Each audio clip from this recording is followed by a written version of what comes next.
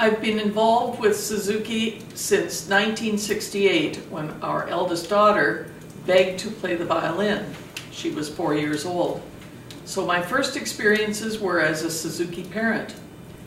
Later, I began Suzuki piano teacher training myself and began to teach in a Suzuki piano studio in my home.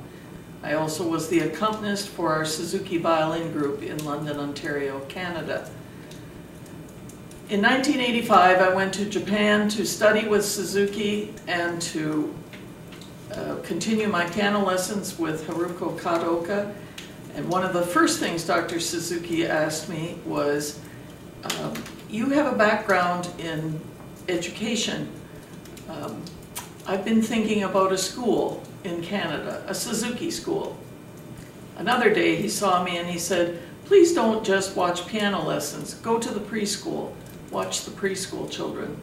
And yet another day he would say, what are we going to do about the babies?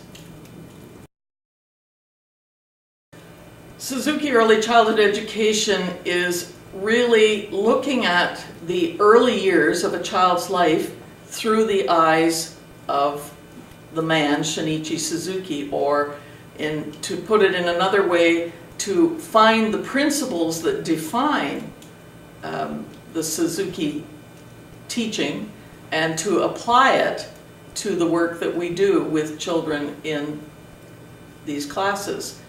So we have adapted Suzuki's words into small capsules so that parents and children will begin to recognize them and will understand what is meant when we say this is a Suzuki classroom. For example, Dr. Suzuki believed that every child can learn.